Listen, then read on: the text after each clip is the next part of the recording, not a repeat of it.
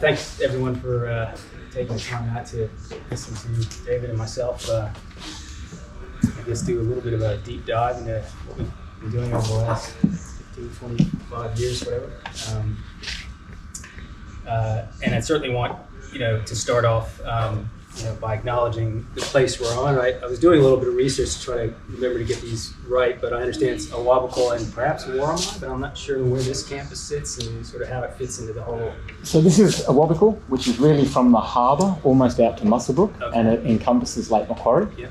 And Warramai is then north of the harbour, heading out towards Nelson Bay and. Yeah, right. Okay, so that might be some second. I guess I run my own. Yeah, I know. I was just thinking that. So what do we do here? So I can do that. Oh, I can do it. This was the second slide about the acknowledgement, because I got a sense that there were sort of these two kind of countries in a sense, the sort of sand dunes heading towards the north, and obviously the sandstone cliffs sort of to the south, and you've just got this sort of fabulous setting here. No doubt rich in stories and history and heritage and the like. So this is where we are, and this is what we need to know about. Now, Chris's provocation for this talk today about 1788, the road not taken, what would have happened, what could have been different, I suppose, if people were thinking differently, 200 plus years ago. And I sort of found this kind of juxtaposition of slides, which I think kind of nicely captures the kind of history of Captain Cook. I don't know if you've been to the Art Gallery in New South Wales, seen this absolutely stunning and fabulous sculpture of Captain Cook. It's like 3 times life size, sitting in a position that is not normally where you see him. He's up on a statue and carrying flags, whatever, and looking very sort of noble and triumphant. But here is a kind of very reflective, almost kind of downcast character. And sort of, you can imagine him being here today thinking, well, maybe it wasn't the right thing to do or not. But interestingly, that idea of terra nullius, coming to a place, considered to be nobody's land, is really what got us to where we are today. So that's the road sort of not taken in a sense. And it wasn't until, I guess, 1992, in the Mabo decision, Eddie Koiki Mabo in Murray Island of the Torres Strait launched a successful claim for his land, his connection to land, and that idea of and that importance of having that sort of continuity of place in history. And obviously, there's been a lot of work and a lot of things that have happened since then. But this is a kind of nice bookend in a way to that question, the road not taken, what it meant. The road I took as a result of some of this thinking really started with this publication. Some of you may have seen it, may have used it yourself. It was a kind of, when I began to think about some of these things, it was a sort of Bible, I guess, for people who were in the field and writing about these things. This was done in 2003, and there's a list of a sort of who's who of people who were writing and thinking and working in this space, many of whom are still with us, some of whom are not, but spending a lot of time kind of figuring out what this all means. And so this is where I started, in a sense, and had some wonderful conversations with Paul Falleras, who sort of took me through the kind of health habitat way of thinking about things. He put me on to Jane Dillon and Mark Savage, who used to manage Tungagira Design in Alice Springs. He sort of made all these connections, and the next thing I knew, I found myself in Central Australia. I spent 14 years managing a small architectural practice there called Tungagira Design. And Tungagira Design was a small, really a social enterprise of a larger organization called Tungagira Council. David and I both worked for Tungagira Council. David was in the housing department, and I worked in the design office. And our patch, in a sense, was the town camp. Some of you may be across some of this, given the work that you're doing or about to embark on in Alice Springs. And the town camps are a series of settlements around Alice Springs, the urban area, and there's a whole history to town camps and why they're there. But in kind of simple terms, town camps are sort of arranged generally according to kind of the map in a way. So you'll find language groups that are typically related to the northern part of Central Australia, and this is the language map of Central Australia. This is Alice Springs, sort of in the middle here. Will typically be from that area. Language groups settled in the western part of Alice Springs will typically have relations sort of out here. So there's this kind of interesting scaling that happens when you're out there and you're starting to think about working with First Nations people. Is they're in a place at a time right now, but their sort of knowledge and awareness and connections extend far beyond it. Next, Chris, thanks. So we did some work on the town camps, a little bit of housing work on some of the community centers, and we were just sort of a kind of go-to, I guess, place for advice generally on anything to do with building works of the built environment within the town camps and for Tungadjira Council. But we couldn't just survive on that. We were an enterprise. We had to make money. We had to sort of pay our own way, cover our overheads and so we worked beyond that as well, and that meant a lot of traveling throughout Central Australia. So probably maybe a 600-kilometer radius out of Alice Springs was really where we worked. And we'd get there in any number of ways, either the ute that the office had, going down these amazing tracks, or flying in these rather rickety single and twin engine props, which was always fun.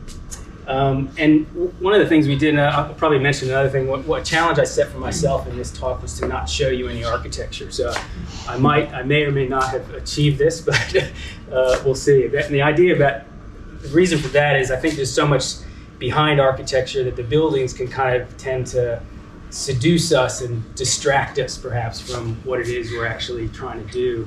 And for me, one of the more interesting things is developing kind of techniques and methods of how you communicate with clients. And these tools and techniques can serve you in anything you do with any client on any project, in a sense. They give you a sort of grounding, a kind of place to start from, and really communication becomes so essential and important, and particularly so when you're working in remote communities where English is often a second, third language,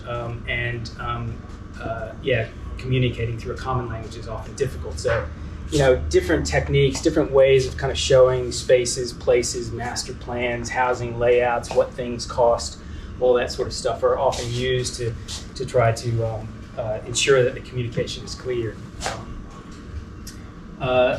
In addition to some of the architectural work we did, we often did projects that were sort of outside of architecture directly, and the office, through some of the profits that it made in that particular year, funded a post-occupancy evaluation of some housing work, quite substantial housing work that was done in Alice Springs on the town camps and throughout the Northern Territory. And so we engaged the Center for Appropriate Technology, who did a sort of qualitative piece of research to go out and looking to see, interview residents, look at the houses, and kind of get a sense of whether or not that program worked, and if that didn't, what were the sort of gaps and pitfalls. Everything from that to celebrating, community center openings at trucking yards. You went to town camp, cakes and celebrations and things like that. So there's sort of lots of different things. We also did architectural stuff. Maybe this is as close to architecture as we're going to get. We live in these sort of two worlds. I was working with Tungadjira Council and town campers and people in remote communities and doing work and on the ground. But we also are part of an industry, and there are certain kind of things that you have to do to make sure you stay kind of current and up on what the industry is doing, recognized by the industry, so you keep work coming through. It's all that kind of stuff that is sometimes fun but sometimes challenging. So we would enter awards. This is a range of projects and things that we did in Central Australia. This was a visitor shelter at Watarka National Park, Kings Canyon. It was a little arts space that we did at Kiwi Kura in Western Australia, community center in Alice Springs, and a sort of educational campus in Alice Springs as well. So we do that sort of stuff. So it doesn't mean you have to kind of give up on your, the kind of architectural vision of things in that sense, but you're sort of doing both at the same time. Thanks, Chris. And we did this program. You guys have probably seen a lot about this. This is the Alice Springs program, which is probably one of the delights and highlights of my time in working with Tungajira Design, and that was to form this relationship with you guys over a number of years, working on projects in town camp. So a good, sort of 2-week immersion, getting to meet people, getting to understand the place, the challenges people face and the like. And this was fantastic, and I understand you guys are going back again this year after a COVID break, and that's wonderful. Thanks, Chris. I'm going to switch a little bit to what I'm doing now. So I left Alice Springs in 2019 and moved back to Sydney after 14 years there. And through the usual kind of career crisis, what am I going to do next and all that sort of stuff. And I ended up hooking up with this group called the Fulcrum Agency, which is an architectural practice that has a base in Fremantle in Western Australia. I'd known the principals there through other connections, and they said, "Are you interested in maybe setting up an office in Sydney?" And I said, "Yeah, sure, why don't we give it a go?" And so we did, and so we've begun this practice in Sydney, and we're doing a lot of different things, but not always architectural as such, not in the same sort of conventional sense. What we're trying to do is get in on the kind of front end of projects. So at the early stage, when you're starting to establish briefs and design guidelines and all the sort of stuff that will begin to inform your design response, we want to try to get in at the early stage of things before projects get too far down the line, because there's this kind of graph of influence. When communities can have influence on projects are typically at the beginning, and influence diminishes as projects start to march along, particularly when you're working on jobs with tight deadlines or tight time frames and the like. Once things get going, they take on their own momentum, and you lose that sense of being able to influence things, communities being able. So our job, my practice in a sense, is trying to work with architects to figure out how to get this influence happening. One of the big documents that's now out there in circulation, if you haven't seen it, I'd recommend looking at it, is the Government Architect New South Wales Connecting with Country framework. It's effectively a challenge to the industry to lift its game and start to think about how we can consider country more seriously and more meaningfully in the work that we're doing. Not just simply through an acknowledgement or having a little landscape space over here, a bit of artwork over there, but actually seriously thinking about it and what it means, what country means, what economic opportunities are there for Aboriginal people to engage in projects. How do you think about all the phases and stages of a project, rather than through a conventional lens? What would it look like through a First Nations lens? And what we're trying to do, we're learning this as well. I don't have any cultural authority. I'm not Indigenous myself, so it's learning as we go in a sense. But we're working with architectural practices to try to figure out how to do this stuff. Thanks, Chris. You go. Another thing we're doing is working with other architects who are actually doing all the design work on projects that try to instill a sense of agency within them for local Aboriginal people, to try to discover and understand what the spatial opportunities are within projects that address First Nations concerns. This is a project in Queensland. I was up in Brisbane yesterday, and we're doing this job on this huge golf course at the moment, which is being the Brisbane City Council is turning that over to a public park. And so we're tasked with the assignment of engaging with there are 4 custodial groups in Brisbane to kind of find out what their interests are in this project and how they can come and influence it. This is another job. This is Queensland University of Technology, which themselves have done this amazing document called Campus to Country, which is also another fascinating thing. Look up QUT, Campus to Country. You'll see a really strong kind of set of guidelines for thinking about how you do capital works in an institutional setting, in this case a university. Might have some relevance here, certainly for UOM. Thanks, Chris. Other things that we're doing is trying to figure out how things work, how do engagement processes work. This is kind of business as usual on the left. You get a project, there's a linear sort of process. You get an outcome, which is a building, let's say. You know, our experience is that process doesn't really work very well. That it's more like this. It's kind of crazy, in and out. You know, you have an outcome sort of happening somewhere here, but in and out of that are all these other opportunities around, you know, telling stories, educational opportunities, economic opportunities, all those sorts of things. How do you kind of begin to think about your projects beyond just the simple, you know, four walls and a roof? You know, there's lots of other possibilities that can take in. So this is a kind of way of beginning to think about how you look at briefing stages and engagement throughout the life of the project. Thanks, Chris. This is that influence diagram I was talking about earlier. These are the sorts of things we're doing while we're doing the architectural work and the briefing work and the engagement stuff. Is trying to think about how you do this. You know, so it's a constant reflection, I guess, on your own practice and what you're doing. So this is that, you know, series of conventional stages of a project. And as we start, we have communities have great influence here, but as you move through, it drops off. Yet our knowledge increases.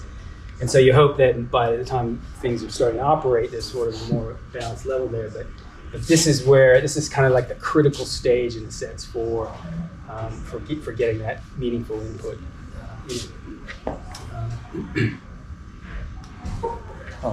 Hopefully that's not it. There it is. Other things that we do naturally, obviously, is community engagement. My partners in Perth are doing a lot of projects up on Groot Island at the moment, doing master plans and housing plans and the like. And so there's lots of community engagement around that. Again, using models and different ways of talking about spaces and places. We've also started to look at this idea of mapping. This would be quite relevant, I think, for the work that you guys are about to do. Maps are obviously things that architects use all the time, but there's this whole literature on what's called counter mapping or critical mapping as well, which begins to interrogate the idea of mapping. Who's making the map? Who kind of defines where the spaces are and what they mean? Who's got the sort of power in that sort of relationship of marking a place in the space and what's important on it. And we've started to look at this idea of counter mapping as a way of a kind of technique in a sense of how you might engage with clients. These are shots from an artist, a Central Australian artist called Kim Mahood, who did a lot of work out in Western Australia at Lake Gregor, I think Parku is its indigenous name. And it was a collaborative project with the CSIRO. So you've got scientists on the one hand, you've got First Nations elders on the other, you've got an artist sort of in the middle, and she's kind of curating, in a sense, how to think about this place. And this map that was created at Parku, you know, sort of notes all the key things that are the key places that are important to the TO, the traditional owners out there. But with a certain accuracy that CSIRO and the scientists could actually, you know, geo-coordinate those places and stuff. So it's a kind of way of crossing sort of two worlds, the kind of technique of mapping and the sort of in cultural knowledge. So how you value cultural knowledge and technical competence at the same time. You know, you're not saying we're the architects, we come in, we know what the map looks like, you know, we're going to do our site analysis, which says, you know, this is where the roads are, this is where people come in, these are where cars go, and, you know, this is where, all that's important, sure, but there's other things that can come out of the mapping exercise that I think are quite interesting. So the practice is thinking about what that means. And we gave it a go. Flip over to the next slide. We're doing a project down at, on the Murray-Darling, along the Hay Plain in this beautiful wetland called Gaini for the Ngari Ngari Tribal Council down there. So we tried this technique for the first time. So I brought a map along with just some basic lines of Gaini. It's about 80,000 hectare site. It's absolutely huge. It was a series of cattle stations which were bought up by the Commonwealth government to take them out of a sort of water plan in a sense and control water flows. And over a fairly short period of time, the Ngari Ngari Tribal Council now has ownership of this place, has begun to kind of reinstate the cultural water flows within that space, so it's beginning to come back from its pastoral use, which was largely flogged country, to this amazing wetland. And they're looking at kind of ways of other income streams, like through tourism and bird watching and things like that. So we were down there to try to kind of talk around places and spaces where they might have gathering facilities and the like. So that mapping idea was quite interesting. The sort of bookend to this talk, in a sense, is I was taken by the Take Two piece when I first started, and I had the privilege recently of contributing to the Handbook of Contemporary Indigenous Architecture a couple of years ago. And the only reason I have this slide here, this is Elizabeth Grant, who edited the piece, but Jacinda Ardern's actually holding the book, and she's a fabulous woman. So I thought it was good to put that up. Are you on the other end of the photograph here? No, I wasn't there. It was somewhere else. I pitched that on. So. Anyway, that's the road I've taken, so I hope it's of some interest. Yeah. Great. Thank you, Andrew.